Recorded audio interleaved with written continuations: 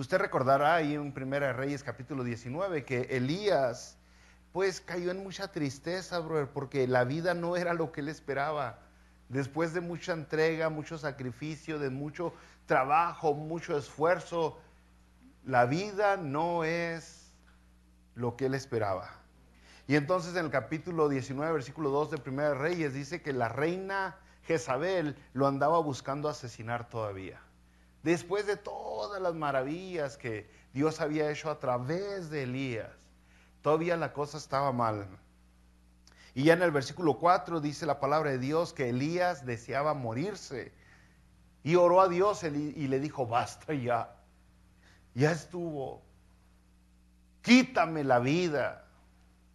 Dígame si eso no es aplicable para su vida. La tristeza de Elías lo llevó a apartarse de la gente, lo llevó a apartarse de todos y desear morir. Cuando usted le pregunta a algún psicólogo cuál es la característica de la depresión, le van a decir te quieres apartar de todos y te quieres morir. En medio del dolor, pues Elías sabía, aunque estaba en una tristeza profunda, verdadera, sincera, Elías reconocía que Dios era y es la fuente de vida. Recordará que Dios había resucitado al hijo de aquella mujer. Entonces, Elías podemos ver en su misma historia que Elías reconocía que el poder para dar y para quitar vida venía de parte de Dios. Entonces, aunque tenía una tristeza bien fea, él no decide quitarse la vida porque sigue teniendo el conocimiento de Dios adecuado y le pide más bien a Dios, tú quítame la vida, tú quítame la vida. A diferencia de muchas personas hoy que no tienen tristemente ese conocimiento o esa aceptación de que el único que tiene la autoridad para quitar la vida es el autor de la vida. De ahí viene la palabra autoridad, de autor. Y ese es Dios. Él es el único. Y hay personas que todavía no entienden eso. Aparte que hay personas que no entienden que si se quitan la vida, lo que está después de aquí no va a estar mejor que a lo que le está huyendo. Que las cosas no van a mejorar después de aquí si hace eso, simplemente van a empeorar. Pero Elías sí tenía ese conocimiento en ese tiempo. Él sabía quién era el autor de la vida, brothers. Entonces, cae en una verdadera tristeza, una verdadera depresión. ¿Sabe que por lo general, estoy generalizando cuando hablo de psicología, brothers, por lo general la psicología le dice que la diferencia entre tristeza y depresión es que la tristeza o el que está triste dice que reconoce la razón, el por qué está triste. Puede ver, estoy triste porque no me dieron el aumento del trabajo, estoy triste, puede identificar con una claridad, dicen estas personas generalizando.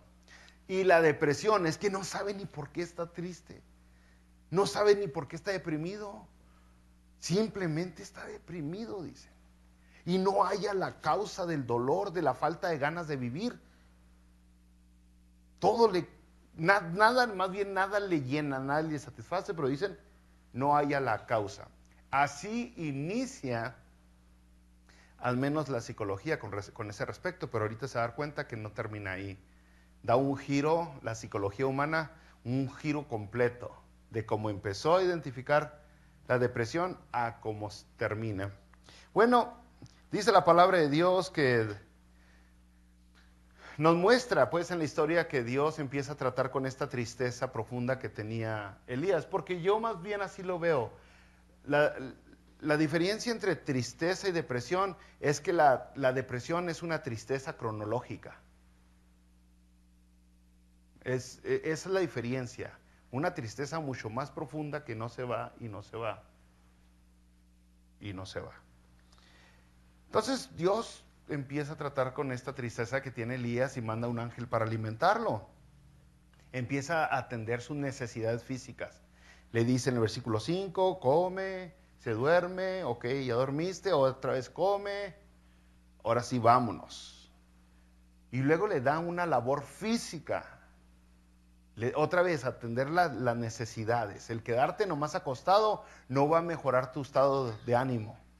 Te ayuda al caminar, te ayuda al salir. Y que si caminó Elías, dice la palabra de Dios, el versículo 8, que caminó por 40 días, estilo Forrest Gump. Los que han visto Forrest Gump. Y luego, ¿qué sucede después de caminar y de comer? Lo que necesita toda persona que está triste. Ponga atención, porque si usted no está triste, entonces puede ser el que ayuda al que está triste. Si no está deprimido, puede ser el que ayuda. Y es por eso que los psicólogos ganan tanto dinero. Lo que necesita el que está triste son oídos que lo escuchen. Eso es todo. Ni siquiera necesita palabras sabias. Lo que necesita el deprimido no es alguien que tenga un título en la pared. Lo que necesita el deprimido no es alguien que le reprime y le reproche. Simplemente alguien que lo escuche. Entonces necesita ser alguien con buenos oídos y con mucha paciencia. Y ese es Dios. No nomás es Dios, porque Dios lo usa a usted, pero Dios, en este caso Elías, fueron los oídos que necesitaba Elías. Dice la palabra de Dios en el versículo 9 y en otros, que Dios le dice: ¿qué onda, Elías? ¿Por qué estás aquí? Y Elías empieza a desahogar y le dice: he sentido un vivo celo, versículo 10 y versículo 14. He sentido un vivo celo por Jehová, Dios de los ejércitos, porque los hijos de Israel han dejado tu pacto, han derribado tus altares y han matado a espada a tus profetas. Y solo yo he quedado y me buscan para quitarme la vida. Y luego viene una demostración divina y le vuelve a preguntar: ¿por qué? ¿Qué haces aquí, Elías? Y Elías le vuelve a decir lo mismo. Ahora, usted podría pensar que esto fue todo lo que le dijo Elías, pero usted recuerde que la palabra de Dios está muy resumida para que usted lo pueda leer.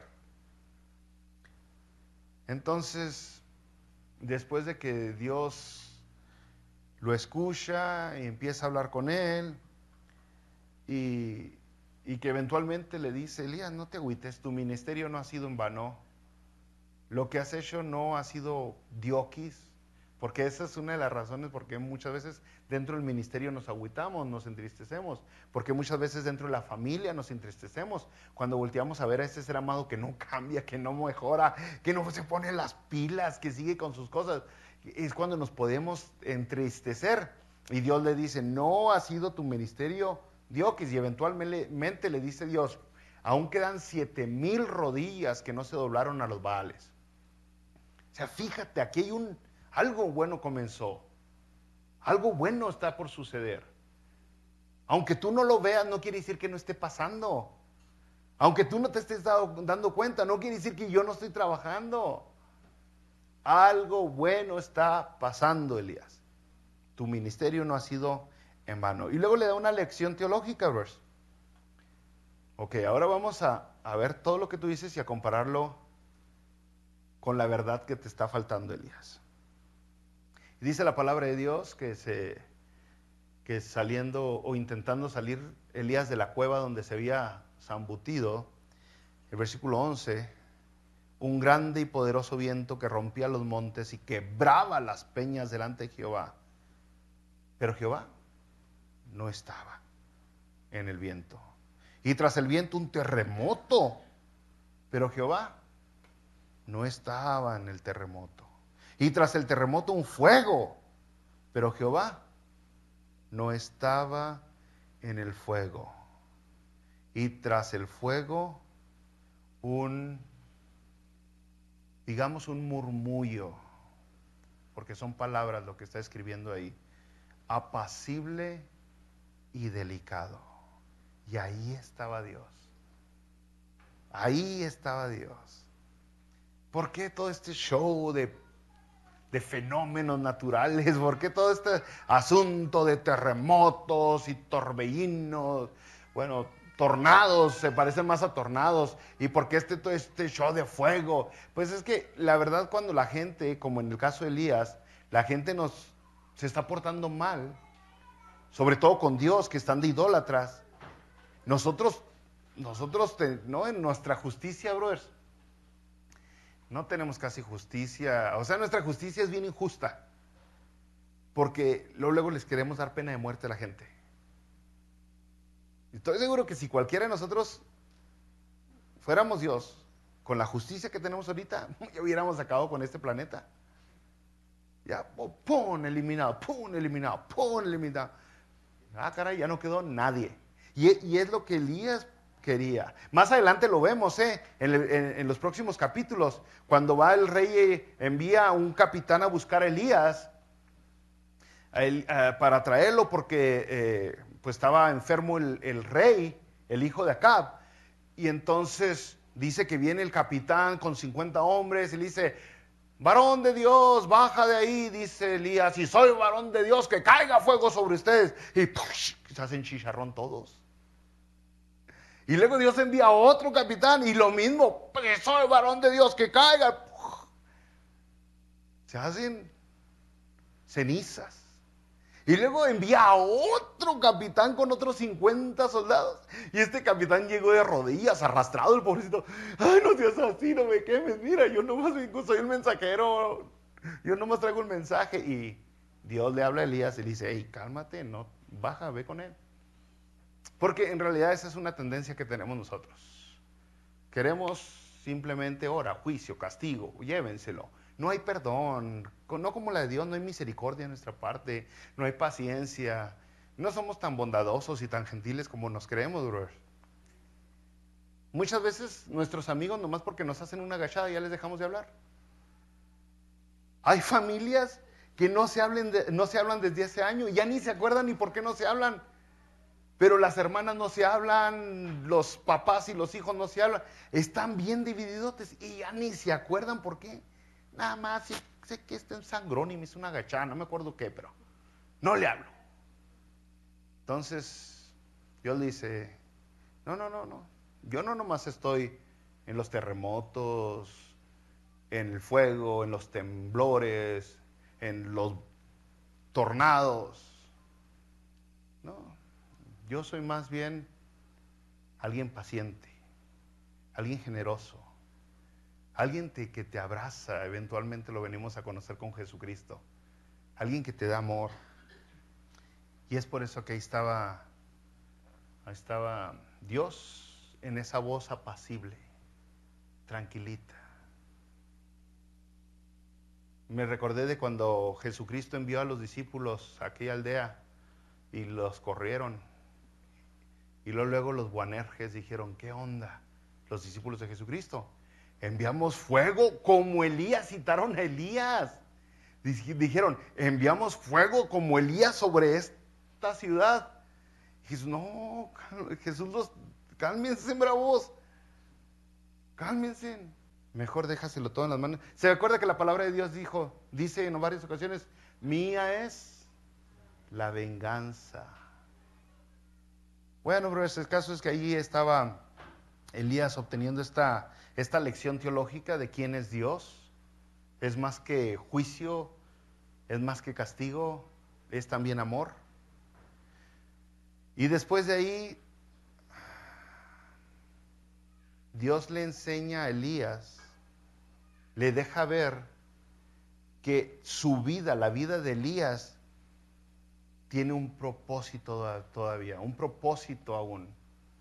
Dios le enseña que por algo, hay una razón por la cual Elías está aquí en la tierra. Y luego lo manda a trabajar. Y si usted quiere llegar al núcleo de la depresión, es porque a la gente le falta propósito. La gente no tiene significado en su vida. No hayan por qué. ¿Para qué estoy aquí? Todos los días levantarse en la mañana, ir a trabajar, día tras día, y luego el fin de semana se acaba, se pasa tan rápido, y que tomos que ni qué, pues el dinero ni me alcanzaba para nada. Y es más, ya se acabó la feria y volver a comenzar y vueltas y vueltas y vueltas. Una rutina de lo mismo y lo mismo. ¿A dónde vamos? Esta vida nomás está dando vueltas. Nos estamos haciendo locos. A la gente le falta un porqué. ¿Para qué estás aquí? Y sin ese significado.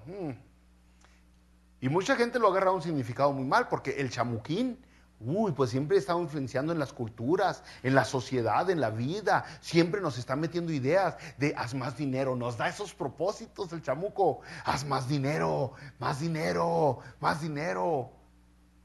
A veces, placer, placer, placer, placer. Pero todas esas personas, o todos nosotros que nos metemos a hacer dinero, o a llenarnos de placeres, nos damos cuenta, como se dio cuenta Salomón. Vanidad de vanidades. Todo es vanidad. Y ahí en el libro de Eclesiastés él dice, pues yo tuve de todo. De todo. Riquezas las tuve, mujeres las tuve, viajes los tuve. Pero aún así se dio cuenta que todo es vanidad. Y entonces ante la falta de propósito, Dios le recuerda a Elías que él tiene un propósito. Que su vida tiene significado. Fíjese, en el versículo 15, le dijo Jehová, ve, vuélvete por tu camino, por el desierto de Damasco, y llegarás y ungirás a Hazael por rey de Siria, a Jehú, hijo de Nimsi, ungirás por rey sobre Israel, y a Eliseo, hijo de Safat, de Abel Meola, ungirás para que sea profeta en tu lugar. Ese es tu trabajo que tienes. Ese es tu trabajo que tienes. ¿Sabe que algunas personas somos así? Necesitamos que nos detallen las cosas así detalladito. Si nos dicen, ve y arregla esa casa, ¿qué le arreglo a la casa? Pero si nos dicen, ve y arregla la puerta, ahora arregla la ventana que está quebrada, ahora arregla el piso del baño que está dañado, la gente ya empieza a entender. De otra manera se hacen bola, ven este mundo muy, muy grandote, muy lleno de caos, mucho desorden. ¿Y dónde estoy yo? ¿Qué tengo que hacerme? Es como mucha gente está viendo todo el trabajo que tienen. Ven un caos grandotote, necesitan venir con Dios y Dios les da tranquilidad después de escucharlos y luego les ordena su vida. Mira, por mientras haz esto. Esto es lo que tienes que hacer ahorita. No te preocupes en 10 años por esto. ¿Y qué hace el chamuquín? No, el chamuquín lo pone a preocuparse no por 10 años adelante, por 30, 40. El retiro, el retiro. Hay muchas personas aquí en este país nomás pensando en el retiro. En el retiro, en el retiro. Y como están pensando tan en el futuro, nunca pueden vivir el presente. No pueden hacer el trabajito que tienen aquí por estar pensando en qué van a hacer cuando tengan 65, 70 años. Dios le dice, no, mira, aquí tienes trabajito, trabajito, poco a poquito. Y no nomás eso, brother. Al leer esto, pues se da cuenta Elías, igual que nosotros, que Dios siempre tiene un plan. O sea, este asunto del rey Acab y esta reina no sorprendieron a Dios, no es como que, no me salieron los planes como quería. No, Dios tiene un plan y el plan siempre va rodando como Dios quiere que ruede. Siempre va marchando el plan como Dios tiene planeado. Para nosotros, pues lo vemos como que no nos parece, como que no debería ser, que debería ser diferente. Pero Dios, en su infinita sabiduría, tiene un plan y va sobre marcha. Fíjese, le dice en el versículo 19. ¿Dónde estoy? No 19. 17. Le dice Dios a Elías, el que escapare de la espada de Hazael, Jehú lo matará. Y el que escapare de la espada de Jehú, Eliseo lo matará. Y yo haré que queden en Israel 7,000 cuyas rodillas no se doblaron ante Baal y cuyas bocas no lo besaron. Ese es el plan que tengo. Así es como planeo limpiar Israel. Por eso has estado trabajando, Elías. Entonces no nos metemos en detalles con el plan que tenía Dios en este momento, brothers. Pero es la lección de la vida, brother. Usted y yo vemos las cosas como que se están saliendo de control, pero no para Dios. Hay un plan. Dios obra, Dios trabaja a su manera, que es muy diferente de como nosotros obramos. Dios piensa de una manera muy diferente a como pensamos nosotros. Muy diferente. Y entonces pues lo manda a trabajar. Órale. No te quedes otro día en la cueva. Yo creo que le diría algo así. Ya dormiste suficiente. Órale, caminar otros 40 días. Y le dice, regrésate por el desierto. Ya en el versículo 19 dice, partiendo él de ahí, Elías, halló a Eliseo, hijo de Safat, que araba con 12 yuntas delante de sí, y él tenía la última. Y pasando Elías por delante de él, echó sobre él su manto. Es el reemplazo de Elías, Eliseo. Brother, es otra lección asombrosa, ¿no?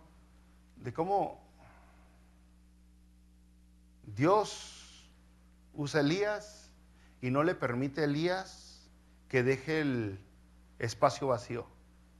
Eventualmente, si usted sigue leyendo la palabra de Dios, Dios le concede el deseo a Elías y se lo lleva a una mejor vida. Vivito y coleando. Vivito, así, en un torbellino, un carro de fuego. Se lo lleva. Pero no sin antes dejar a alguien que llenara ese hueco. Y Eliseo se pasó tiempo con Elías para aprender muchas cosas, muchas verdades acerca de Dios que tenía que aprender Eliseo. Elías no le enseñó a Eliseo ética laboral, por ejemplo. No, pues lo agarró trabajando, ya sabía trabajar Eliseo. Elías no le enseñó a Eliseo a esforzarse, a entregarse, a sacrificarse. Ya sabía hacerlo eso. Le enseñó verdades divinas. Y por mucho tiempo Eliseo vio a Elías haciendo las obras, las maravillas de Dios. Mucho tiempo pasó. Hasta que llega el momento en Segunda de Reyes. Dele vuelta hasta Segunda de Reyes. En el capítulo 2, después de que Elías hace la